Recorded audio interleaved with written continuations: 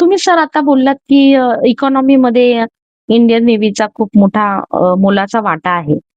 तर कसं आहे ना, जनरली आता आमच्यासारख्या सामान्य लोकं, आम्ही जनरली आमच्यासाठी माध्यम ते कुठलं असणार? जास्त करून न्यूज चॅनलमध्ये किंवा आजकाल मूव्हीज जास्त चालतात. तर त्याच्यामध्ये आर्म फोर्स, हं. एअर फोर्स आणि ही नेव्ही. नेव्ही. ठीक आहे. तर आर्म फोर्स आणि एअर फोर्स त्याच्यामध्ये जास्त अट्रॅक्शन आहे.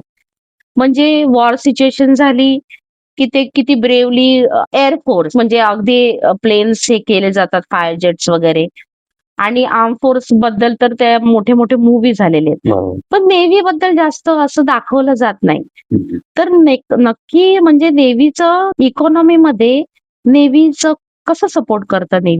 नेव्हीमध्ये वेगवेगळ्या प्रकारचे शिप असतात. अच्छा. त्याच्यामधले प्रामुख्याने जे फायटिंग वॉरशिप्स आहेत, हां.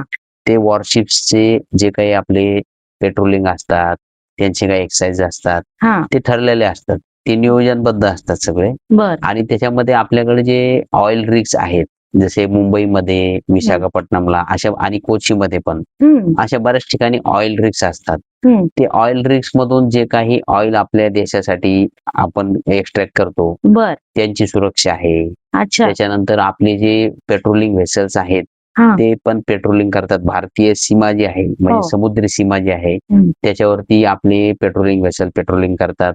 अच्छा. आपले जे फिशिंग बोट्स आहेत, हं. ते फिशिंगला वगैरे जातात. तर त्यांना कुठल्या प्रकारचं काहीही हेल्प लागली, अच्छा. तर आपली इंडियन कोस्ट गार्ड आणि नेव्ही हां. हे सतत कार्यरत असतात. अच्छा. बरं. त्याच्यानंतर आपले जे काही मर्चंट शिप्स आहेत, त्या हां. मर्चंट शिपला आपल्या इंडियन ओशनमध्ये हं. किंवा अजून कुठल्या कंट्रीच्या वॉटर्समध्ये हं. कधीही कुठली इमर्जन्सी असेल, तर हं. त्याला नेव्हीचे जे काही वॉरशिप्स असतात, हं. ते पूर्णपणे सहकार्य करतात. हं. त्यांचं रेस्क्यू ऑपरेशन असेल किंवा त्यांना कुठे मेडिकल इमर्जन्सी असेल, तर हं. ह्या सगळ्या पद्धतीने नेव्ही सतत कार्यरत असतं